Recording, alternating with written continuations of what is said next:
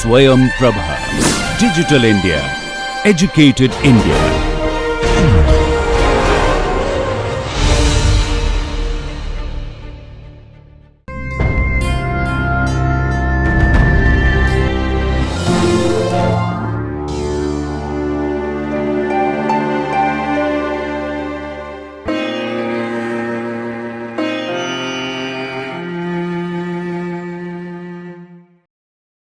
Hello friends, welcome back to this lecture series of BSc with Chemistry, discipline specific elective of quantum chemistry, spectroscopy and photochemistry. In our earlier lectures, we have seen the rigid rotor, the quantum mechanical treatment to rigid rotor, the energy of rigid rotor and the corresponding wave function and its derivation. In this lecture, we will see the qualitative treatment to hydrogen atom.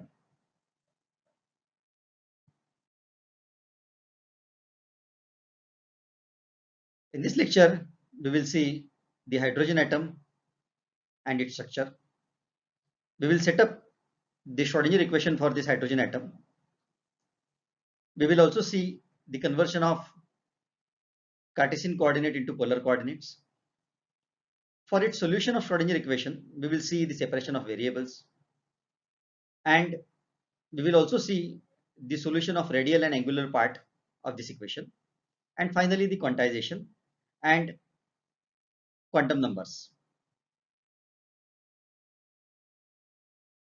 Friends, hydrogen atom is the simplest atomic system to be studied.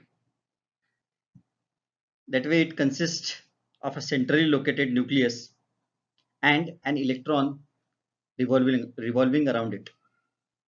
Let us assume that the nucleus is present at the origin of coordinate system and the electron is present at the position x, y, z. This system consisting of an electron and a proton is a two-particle system, and the internal motion of two particles is around their center of mass is equivalent to the motion of a single particle with a reduced mass. This reduced particle is located at distance r, and this r is the vector specifying the position of electron relative to the position of proton. The length of the r is the distance between the proton and the electron, and the orientation of the vector is pointing towards the electron, that is from this proton towards this electron. Since the proton is much more massive than this electron, that is almost around 2000 times, we will assume that the reduced mass equals the electron mass and the proton is located at the center of mass, that is inside the body of nucleus itself. So for this system, a Schrodinger wave equation is given by obviously this equation number 1, that is H psi is equal to E psi, where this H cap is the Hamiltonian for this system, and which is equal to minus h square upon 8 pi square mu del square plus this potential energy term that is position dependent, that is V of x, y, z, where we know that this Laplacian operator square that is given by this Laplacian operator del square is given by del 2 del x square plus del 2 del y square plus del 2 del z square. And herein, unlike the rigid rotor case, the bond length for this particular system is not fixed, and also we know that the hydrogen atom Hamiltonian contains the potential energy term, that is V x, y, z. This potential energy term is required to describe the attraction between this nucleus and this electron, and this term is known as Coulomb potential energy. This indicates the attractive potential in between this nucleus and this electron, and therefore we need to substitute this particular potential energy term of equation number 4 into this Hamiltonian, and accordingly our Schrodinger wave equation forms with the combination of kinetic energy and the potential energy.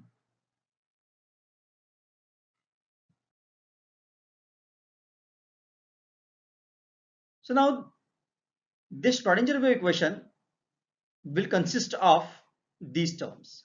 If you see, we have put the Laplacian operator and we have operated it over the psi, and after little rearrangement, we have arranged this Schrodinger wave equation in this form of equation number 5. Now if you see this hydrogen atom, in this case it is a two particle system, and the internal motion of two particles around their center of mass is equivalent to the motion of a single particle with a reduced mass mu. Now this reduced mass mu is equal to m1 m2 upon m1 plus m2. This we know. This reduced mass is located at the distance r from the nucleus, and this vector r specifies its position in three-dimensional coordinate, that is x, y, z. Now this length of this vector r is the distance between this nucleus and this reduced mass, and the direction of this r is given by the orientation vector pointing from the proton to the electron. Now since this proton is much heavier than this electron, we will assume that the reduced mass equals the electron mass and the proton is located at the center of mass. That means even if this molecule is rotating, the center of gravity, since it lies in the body of nucleus, the only movement you can see is of this reduced mass around the center of mass. Since the internal motion of any two particle system can be represented by the motion of a single particle with a reduced mass, the description of hydrogen atom has much in common with the description of a diatomic molecule, which we have discussed in our previous lecture of rigid rotor.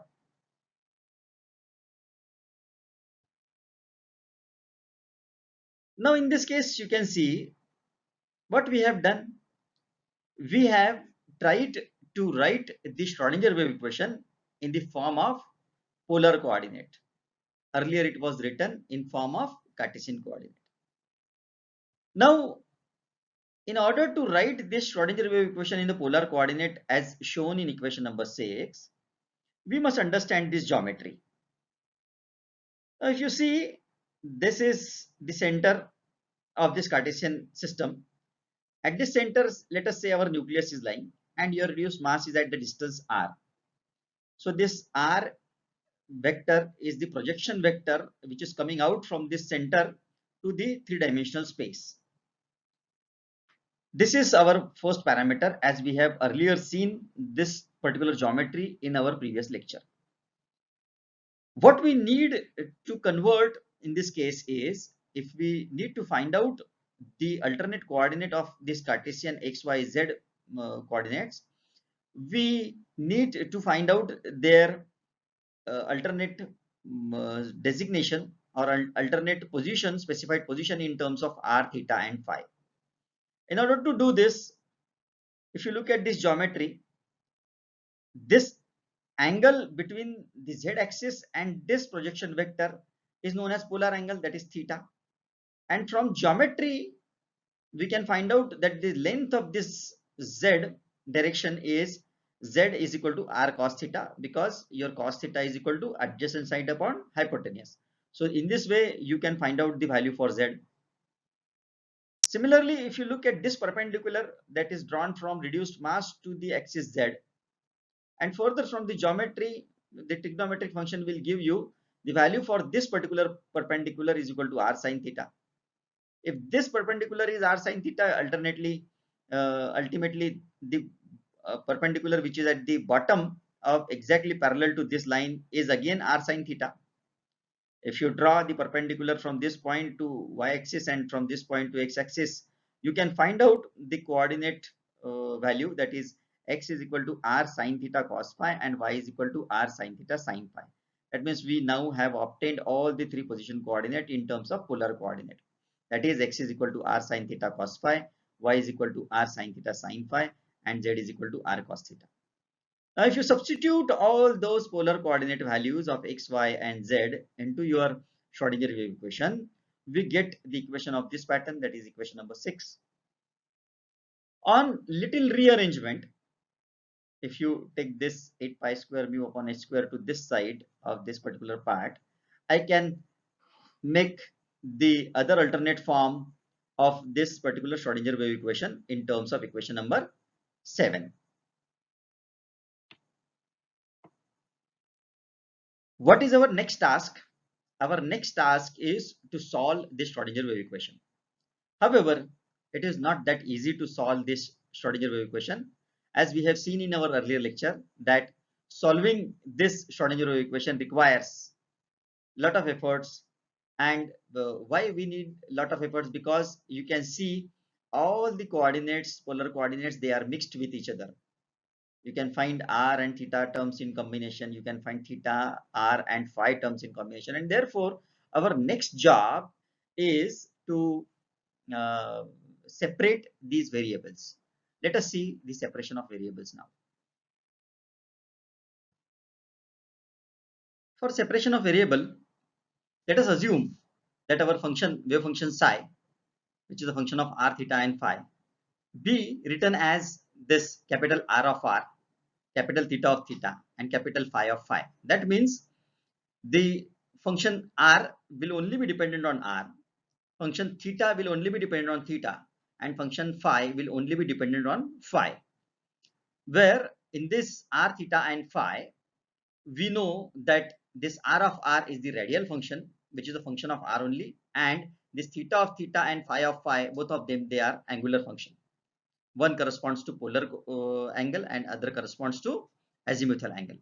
Now substituting this equation 8 in our previous Schrodinger wave equation form and multiplying the expression of previous Schrodinger wave equation by r square sine square theta upon r, theta, and phi, we get this kind of expression, that is in form of equation number 9. Now look at equation number 9 carefully. It is a function of r, theta, and phi. But if you look at the right hand side of equation number 9, it is a function of phi only. And therefore, this particular part wherein this variable phi has been separated out on right hand side, and the other part of r and theta dependent function on the left hand side, both of them, they can be simultaneously equated to some constant. And just for the sake of convenience now, let us say this constant is equal to m square, and this is quite possible. And therefore, we may now write this particular part, that is minus 1 upon phi d2 phi upon d phi square, is equal to m square, and this whole left hand side is also equal to m square. Let us see how it transforms. Herein you can see now the right hand side of previous equation number 9 has now transformed into this fashion. That is del 2 del phi square of phi plus m phi, m square phi, is equal to 0. And the other part, that is the remaining part on the left hand side, was also equated to m square. Let us call this as equation number 11. Now if we divide on the both side of equation number 11 by sine square theta, and if we little rearrange it, we get this kind of expression, that is 1 upon r ddr of r square dr by dr plus 8 pi square mu upon h square into e minus v of r into r square, which is equal to this expression. And this expression, again, if you see, it is a complete function dependent on theta.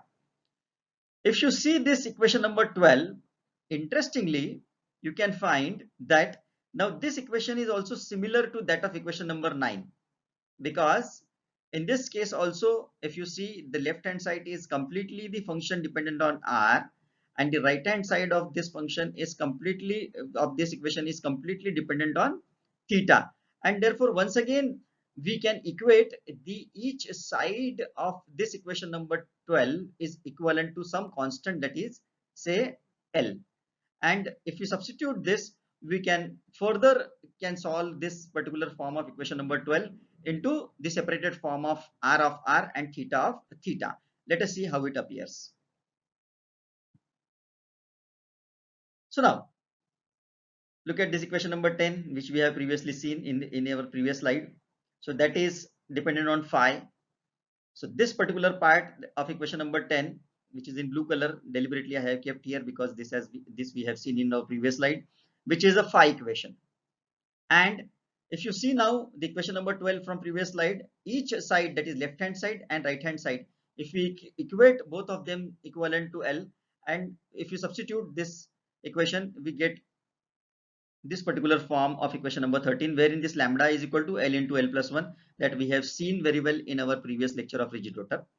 Since all the functions, they are dependent on theta, and therefore we call this equation 13 as theta equation.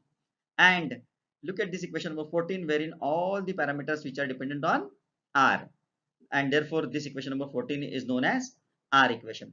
So now from a single Schrodinger wave equation in terms of polar coordinates has now been separated in three different equations independently, wherein one equation is dependent on phi, the second one is dependent on r, and the third one is dependent on theta.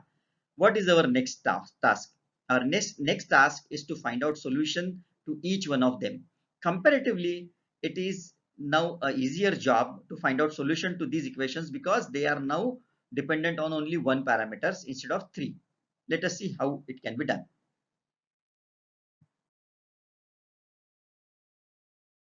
Let us try to solve these equations.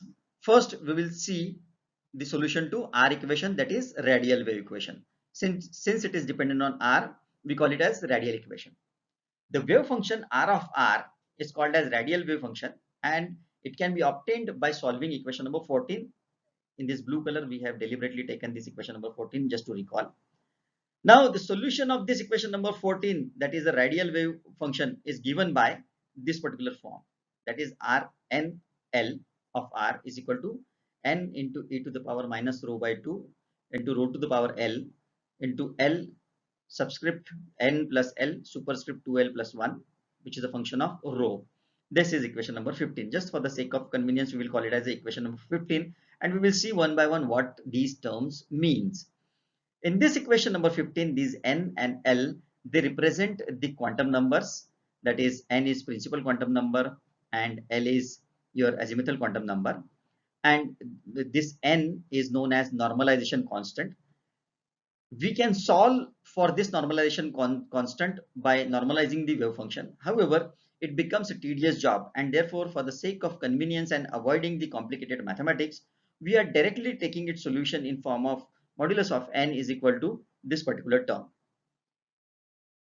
in form of equation number 16. We can substitute this particular form of equation number 16 into equation number 15. However, before that, we'll see what is rho.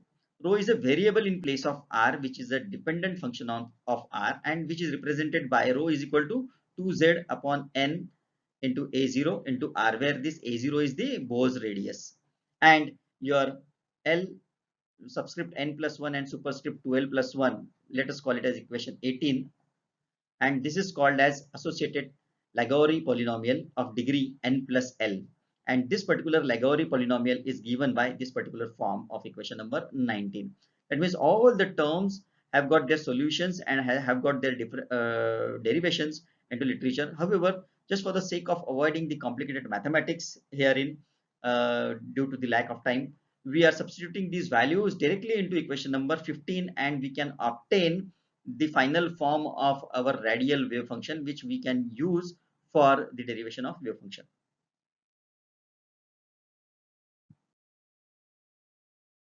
We can see very easily after substituting all the values of n, rho, Lagrange polynomial into this equation 15, this particular form of equation number 20 appears.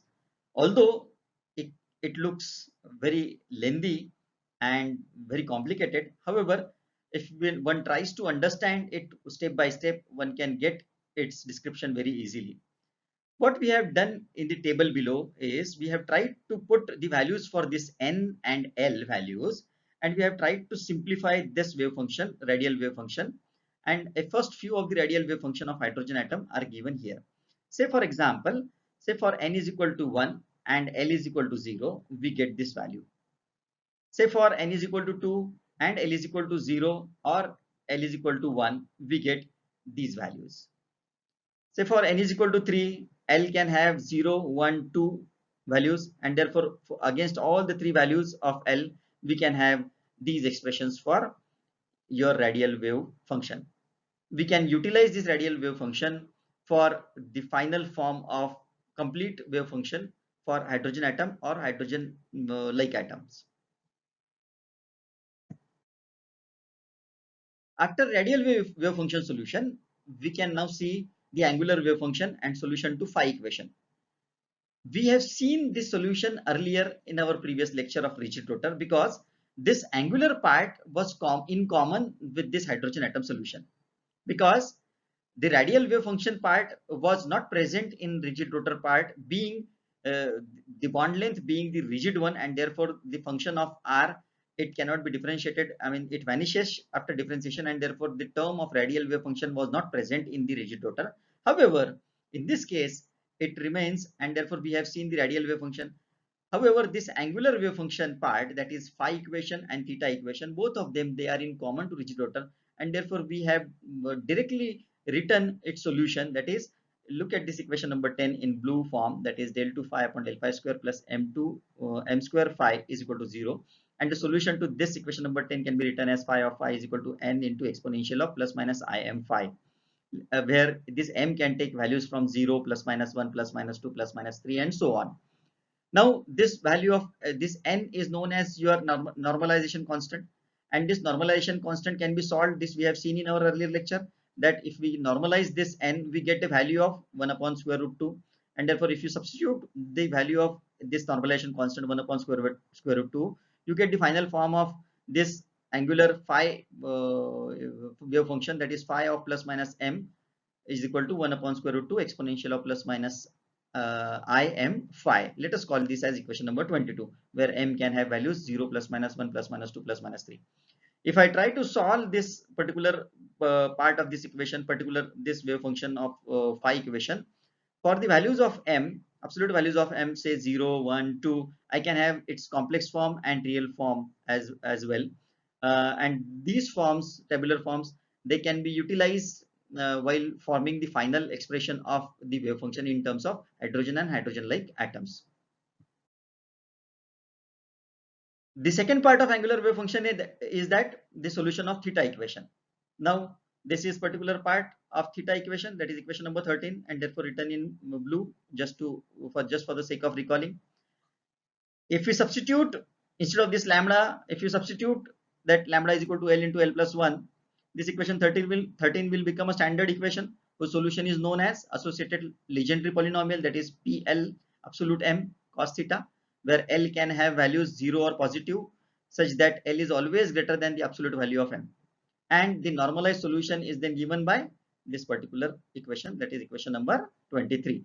The complete solution of this expression and complete description of this particular part of solution we have seen in our previous lecture, that is rigid rotor. Please refer to that particular lecture for its further details. However, this theta of theta, that is theta of L and plus minus m of theta, will give you this value, and if you see, this is the angular part dependent function. So now in this case, in this way we have seen the solution to the radial wave function, solution to the angular part, that is phi equation, and solution to the angular part theta equation. All the three part solution we have seen for wave equation. Let us further see the complete total angular wave function, and excluding the radial wave function, the angular wave function can be written in this form, that is y L m is equal to theta of L plus minus m of theta into phi of plus minus m into phi. And if we substitute the value of theta wave function and phi wave function here, we get this complete total angular wave function form of equation number 24. This equation is characterized by two quantum numbers, namely L and m. When expressed in trigonometric function, they represent the harmonic waves on the surface of sphere, and hence they are called as spherical harmonics. In our previous lecture, we have seen this particular part of spherical harmonics in detail. In short, we are recalling just for the sake of understanding again. In this case, you can see this angular wave function part, excluding the radial wave function part. In this angular wave function, since it is dependent on L and M, for each value of L, you can have M values, that is plus minus 1, plus minus 2, plus minus 3, including 0, up to plus minus L minus 1. And therefore, for each value of L, you can have this M value, that is for say L is equal to 0, you can have M is equal to 0, and a corresponding angular part of this particular wave function is given by this. Then for L is equal to 1, M is equal to 0. For L is equal to 1, M is equal to plus 1 is possible. For L is equal to 1, M is equal to minus 1 is possible, and corresponding angular wave function part is given over here. Likewise, for L is equal to 2, M is equal to 0. For L is equal to 2, M is equal to plus 1, minus 1, plus 2, minus 2. All the angular wave function part have been solved and have been represented here. All these parts will be useful while writing the complete wave function for hydrogen atom, including radial wave function and angular wave function. This particular part also we have seen in our previous lecture, that this particular part of angular wave function solution, we have tried to plot it with the mathematical programming, that is Wolfram Mathematica 11.0 we have, and we have tried to simulate it. We have taken it from the Wolfram demonstration project, which is the online program of Wolfram, and herein we have tried to demonstrate the case of L is equal to 4 and corresponding values of M. So say for L is equal to 4, I can have M is equal to 0. For L is equal to 4, I can have L is equal to plus minus 1, plus minus 2, plus minus 3, plus minus 4. Now this extreme left part, as we have seen in earlier lecture, this represents the complete wave function. Say for L is equal to 4, M is equal to 0. For L is equal to 4, M is equal to 1, plus minus 1. For L is equal to 4, M is equal to plus minus 2, plus minus 3, and plus minus 4. And corresponding complete wave function is represented in this magenta to red color. However, if you see the central part, it represents the real part of this function, wave function, and if you see the extreme right part, it represents the imaginary part of the corresponding wave function. You can see here that these lobes, they simultaneously changes their color. So where there is a real part, exactly there is the imaginary part. So this is an interesting case, and therefore we have reproduced here the same part in order to understand this angular momentum description, angular wave function part in little bit detail. Further, now our job is to complete the wave function of hydrogen atom. Now for hydrogen atom, since the bond length is not rigid, there are three parts, as we know, r, theta, and phi.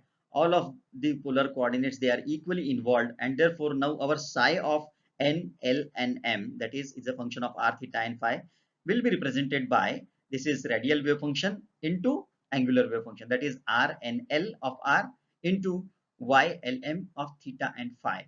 Both the part, that is radial wave function and angular wave function, both of them, they are taken into consideration.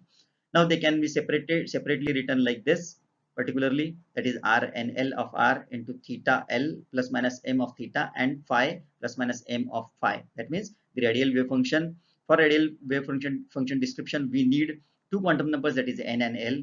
For theta wave function, we need two wave function, that is l and plus minus m. And for phi wave function, we need only one quantum number, that is plus minus m.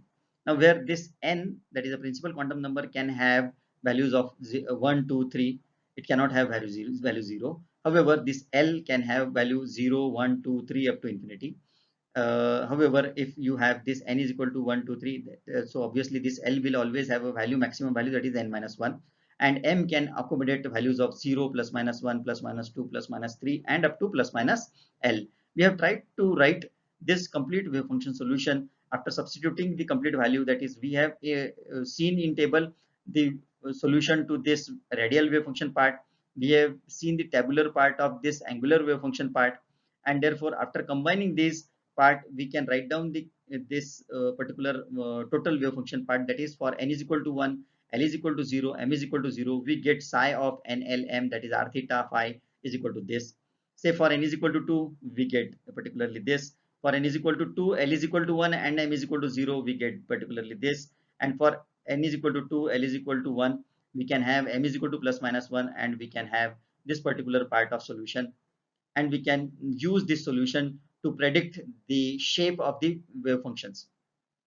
Herein, in this particular part, it is very interesting to see. If you see for n is equal to 1, L is equal to 0 and m is equal to 0, that means it is only dependent on radial part and not on the angular part. If you see, no radial part term is appearing over here. Similarly, at for n is equal to 2, L is equal to 0 and m is equal to 0, again, if you see in this expression, there is no angular part term, and therefore this particular part is also dependent on the radial wave function and not on the angular wave function. So if I try to find out the wave function or the probability density of for the particular wave function, I can only see the radial distribution, that is in all direction, and therefore the shape of the orbital in both the cases will be spherical. So with this complete expression of wave function, that is in terms of radial and angular part, it is quite possible to find out the shapes of the orbitals. Let us see it one by one. So for s orbital, what we have, for n is equal to 1, we have L is equal to 0 and m is equal to 0. In this case, the complete wave function can be written as this psi of n m l is equal to, that is this radial part, that is r n l of r into y l m. I can substitute the value of n and l, that is 1 and 0 here, and corresponding l and m in this angular wave function part, and I can solve this. We have seen in previous table that it gives you this particular value. The complete wave function, you can see in this part, is independent of theta and phi, and hence the orbital is symmetric along all the direction of r, and therefore it has a spherical shape. If you see here, along xyz axis, it has a spherical shape. In this similar fashion, if you see for n is equal to 2, L is equal to 0 and m is equal to 0, this complete wave function will appear in this fashion, that is r20 of r is equal to y00 of theta phi, and this will give you the second value. Again, if you see, as we have seen in earlier table, that it is independent of theta and phi, and therefore this also is the spherical function, and it can be represented as particularly this part. Let us substitute the further value of n is equal to 2 and L is equal to 1. So in case of p orbital, what we have n is equal to 2. For this, say if L is equal to 1, your m can have two values, that is 0 and plus minus 1. So in all three values, for m is equal to 0, m is equal to 1 and m is equal to minus 1. So let us substitute these values and let us see what it represents. So this total wave function psi nlm can be represented as this r21 of r into y10, and it gives you this particular part. On solving this particular part, you can see that if you get this part, and here there is a term of r cos theta, and you know this r cos theta is particularly this z. We have seen in our Cartesian coordinate to polar coordinate conversion that this z is equal to r cos theta, and if I substitute this particular value, I get this kind of expression which is dependent on cos theta, and therefore angular part plays a vital role. So the complete wave function in this case is found to be the function of z, and therefore it is known as pz wave function. When plotted in 3D space, it yields a dumbbell shaped curve along z axis with the positive sign for positive direction of z and negative sign for negative direction of z.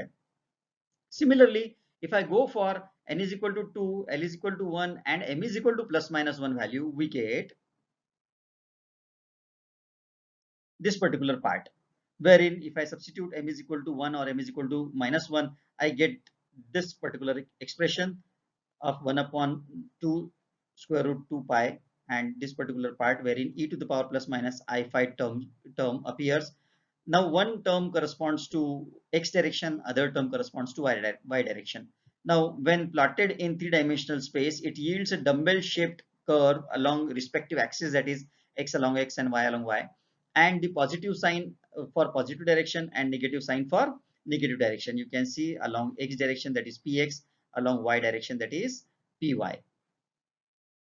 Similar expressions can be generated if we apply this particular analogy for the higher values, that is for n is equal to 3 and l is equal to 0, l is equal to 1, l is equal to 2, and so on, and correspondingly m is equal to 0, m is equal to plus minus 1, m is equal to plus minus 2. I can have all the corresponding wave functions and the orbital shapes. Let us further see what are the quantum numbers and what are their significances. Now, as we have discussed throughout this lecture, the wave function of hydrogen atom depends upon three integral numbers, that is n, l, and m. They are called as quantum numbers. Apart from these, there is one non-integral quantum number, that is s or ms, that is known as spin quantum number. Now, a set of four numbers which are necessary to locate the energy level or position of an electron to specify the size, shape, and orientation of the orbital are called as quantum numbers. And these are: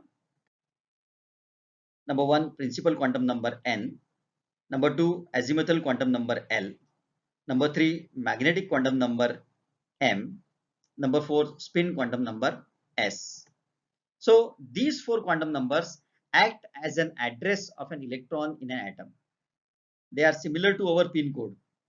As pin code determines the location of our house, the four quantum numbers determine the location of electron in an atom. So with this vital information, we can actually find out what is the address of electron in an orbit. Let us see what are the significances of this principal quantum number. For the sake of convenience, a few of the points have been jotted down here. Now, this principal quantum number determines the main energy level shell at an electron, and it is represented by n. That means this particular quantum number n, it gives you what is the shell of the electron in which the electron is present, whether it is k shell, l shell, m shell, or n shell. This principal quantum number has positive values, say 1, 2, 3, etc. And every value of n corresponds to a shell denoted by capital K, L, M, and N, etc. So for the value of n like 1, the shell will be called as K shell. The value of n is equal to 2, the shell is called as L shell. Value for n is equal to 3, the shell is called as M shell. And value for n is equal to 4, the shell is called as N shell. That means if I say n is equal to 1 electron, that means the electron is belonging to K shell. For n is equal to 2, my electron is belonging to L shell. For n is equal to 3, my electron belongs to M shell. And for n is equal to 4, my electron belongs to N shell. The maximum number of electrons in a shell can be calculated using the equation 2n square. That means the value of n, that is 1, 2, 3, 4, and the shells K, L, M, and N, the maximum number of electrons which are possible are 2n square. That is, in first shell, if I substitute n is equal to 1, I get the value that is 2. Then for n is equal to 2, if I substitute, I can accommodate 8 electrons in L shell. For n is equal to 3, I can accommodate 18 electrons in M shell.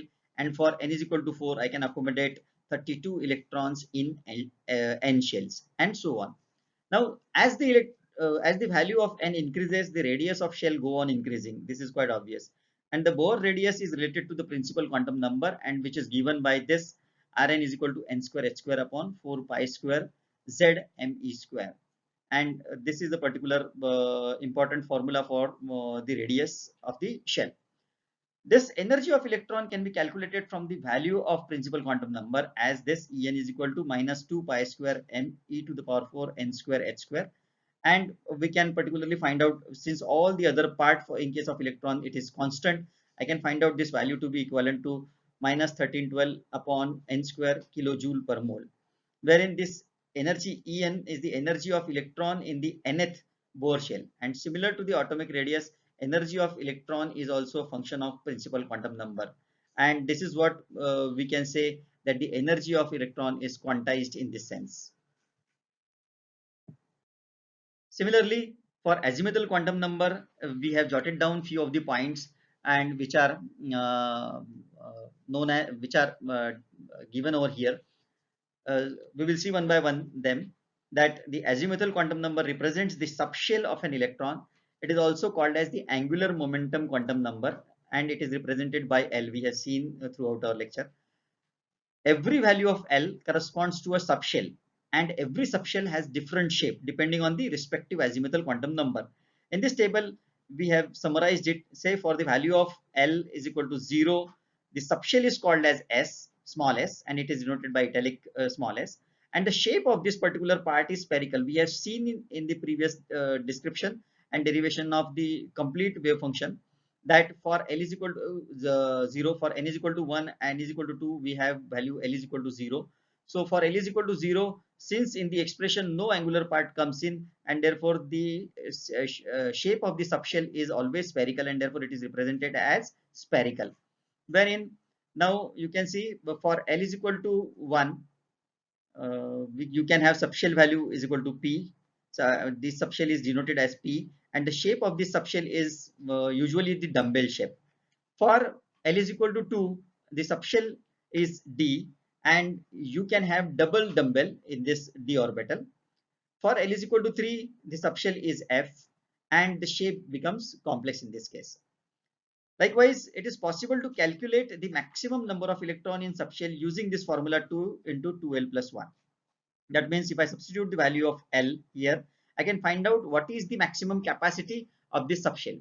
Say for example, for each value of L, I can find out, say for L is equal to 0 and subshell S, the maximum number of electron, if I substitute L is equal to 0 here, so maximum number of electron which can be accommodated in this shell is, subshell is 2.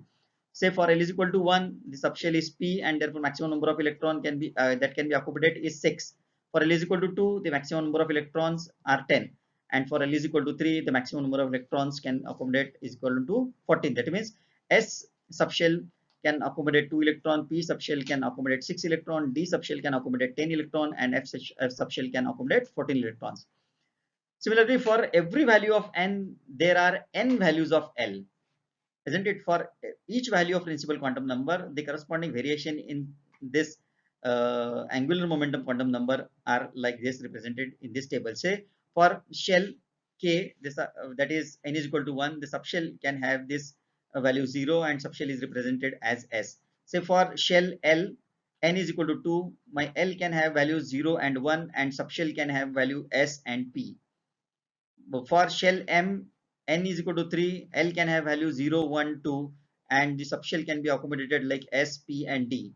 For shell N, I can have value n is equal to 4, and L is equal to 0, 1, 2, 3, and subshells are S, P, D, and F, and so on. And also the angular momentum of electron is given by square root of L into L plus 1 h upon 2 pi, where this L is the azimuthal momentum quantum number. This particular part we have seen in our previous lecture as well, and we have also seen this part in our angular momentum description. In the similar fashion, we have also seen the magnetic quantum number M. In many textbook references, this value is represented as M subscript L. However, we have tried to write here the italicized M.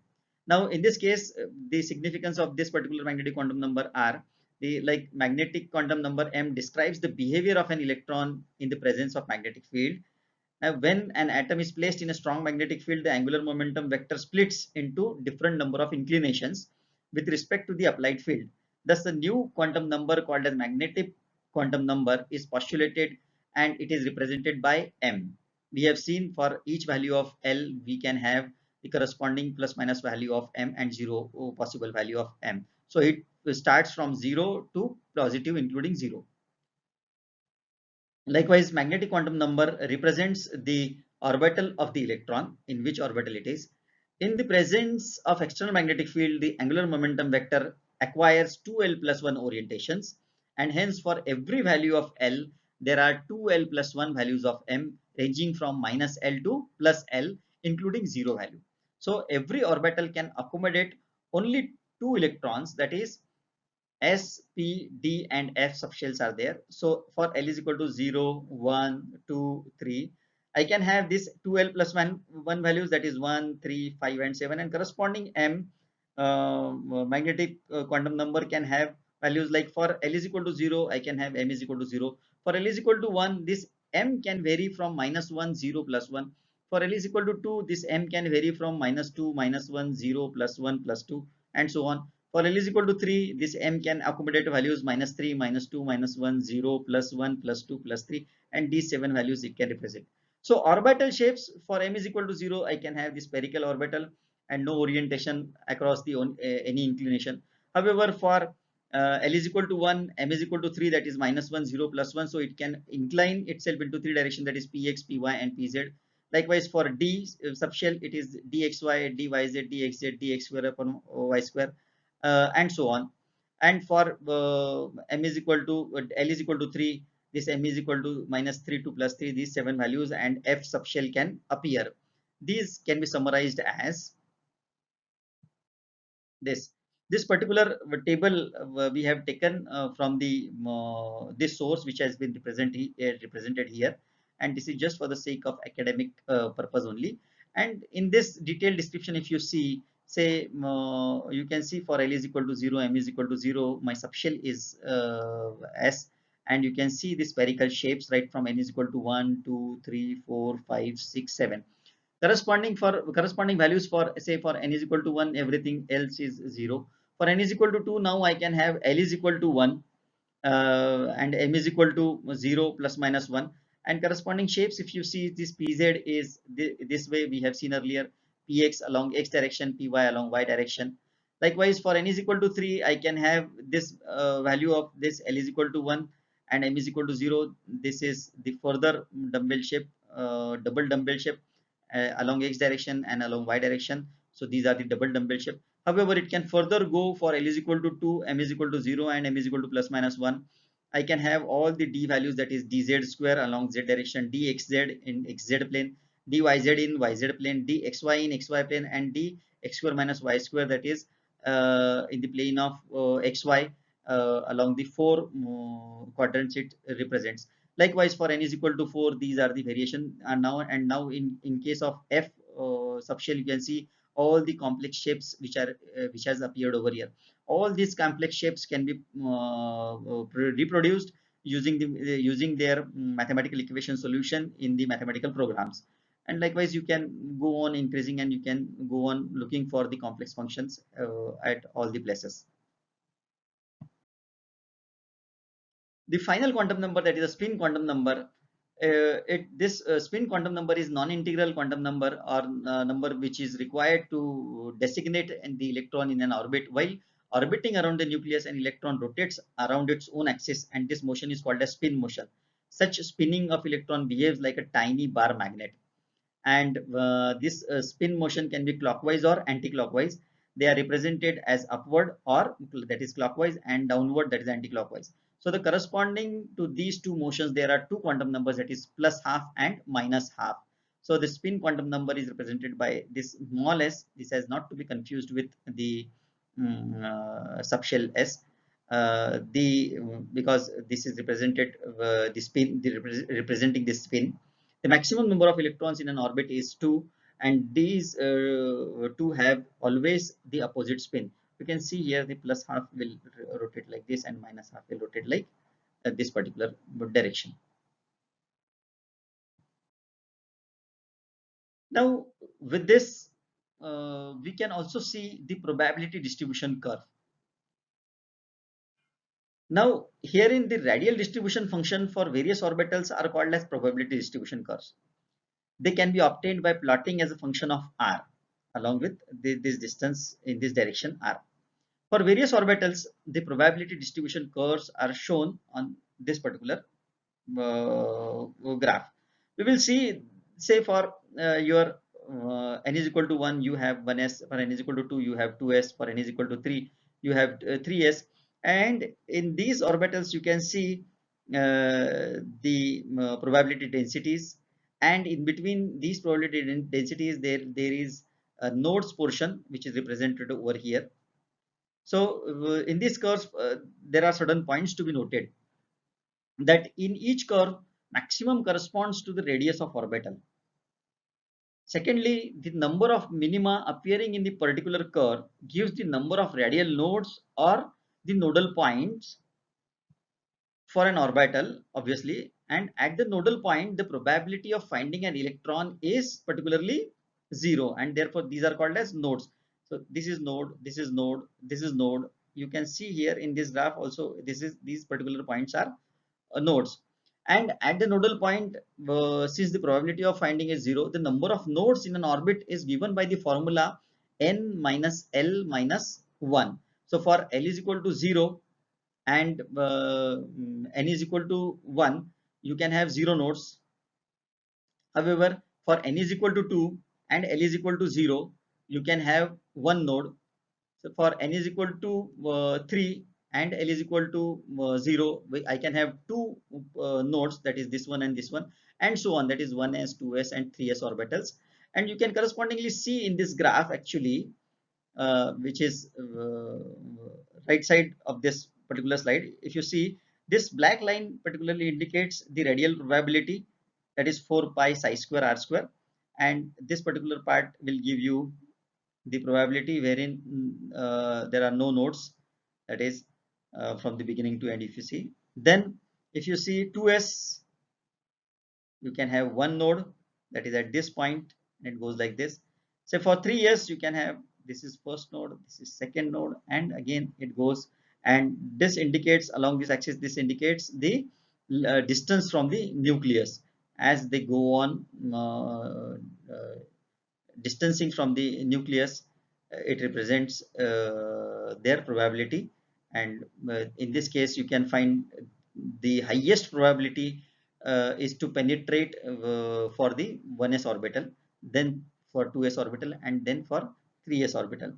The example for this formula can be seen like for 3s orbital, as we have seen, for n is equal to 3, if I substitute L is equal to 0, so 3 minus 0 minus 1 will give you two nodes, that is one, first node is this, second node is this. You can see here, first node is this, second node is this. Likewise, if you see particularly in this case, the electron probability for higher orbitals, wherein if I plot for the higher state, that is like 3s, so for L is equal to 1, L is equal to 2, further I can have 3p 3d subshells. And say for 3s, if you see, so I can have two nodes, that is this blue line, you can go for 3s. Then for 3p you can have one node, and you can have this 3p. For 3d we can have the value of this particular function without node. So the curve in this case, we can find that they start from origin, that is nucleus, and the area covered by the envelope of a particular curve go on increasing from left to right, so that the area of the last envelope is maximum. And for example, area under peak, first peak is maximum, while that of the third peak is maximum in case of 3s orbital. It is, this is the case. Now the peak of the last envelope of each curve gives the distance from the nucleus where the probability of finding the electron is maximum, isn't it? You can see here. And the smallest peak in 3s orbital is closer to the nucleus as compared to the smallest peak in 3p, that is this. It means that 3s electron have greater penetration than 3p electrons, and similarly it can be shown that 3p electrons are more penetrating than 3d.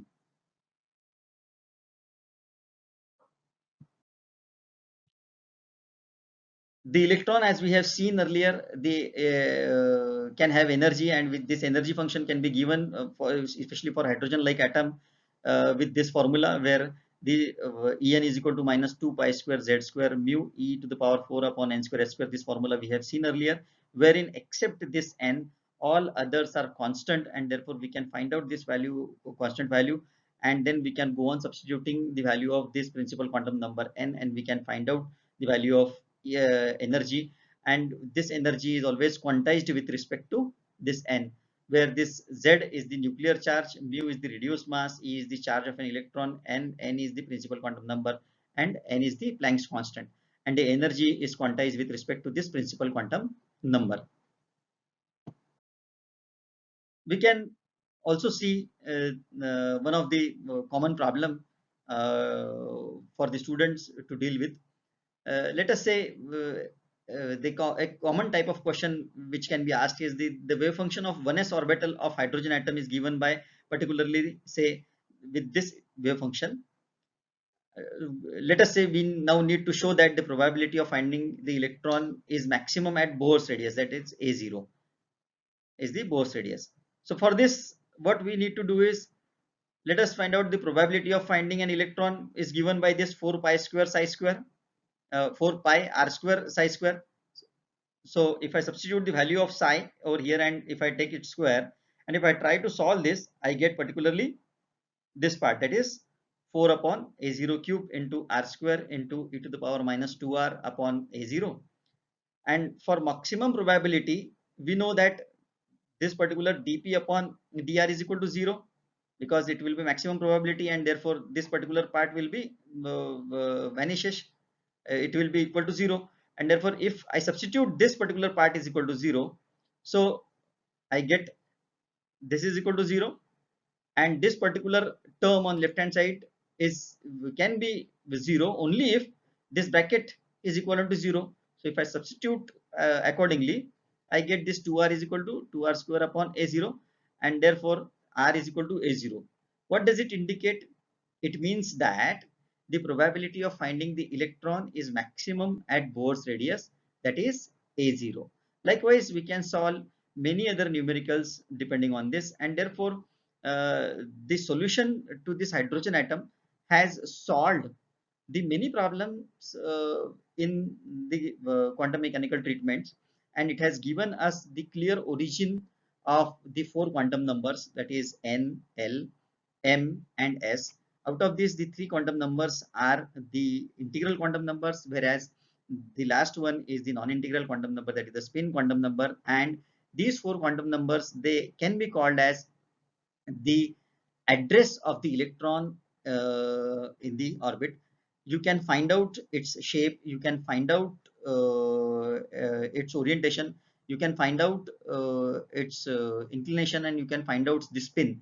So all the four quantum numbers, they describe the radial distribution, it describes the particularly orientation, inclination, and it describes the spin.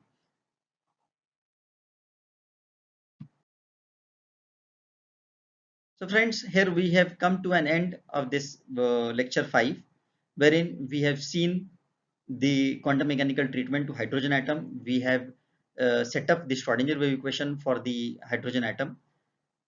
This Schrodinger wave equation was the function of three coordinate functions or parameters, that is r, theta and phi, wherein r is the radial part and theta and phi are the angular part. We have separated all the three parts with the help of separation of variables, and after that we have tried to find out the solution for radial wave function and angular wave function, that is azimuthal part of angular motion, wave function, and polar part of angular wave function. And individually, after finding out the solution, we have found the complete wave function of the wave function for the hydrogen and hydrogen like atom. And with this wave function, we could find out the shapes of the orbitals, say for n, l, m and s, and all the all the quantum numbers, they have led to the generation of the detailed address of the electron that can be found out in the electronic orbit. We have also seen the generation of the subshells, and how the electron and what is the capacity of electrons in each and individual cell. So this is how it was a very important topic which we have covered in this particular part, which will be utilized further to solve the many electron systems and the other parts wherein we have to give the quantum mechanical treatment. Thank you friends.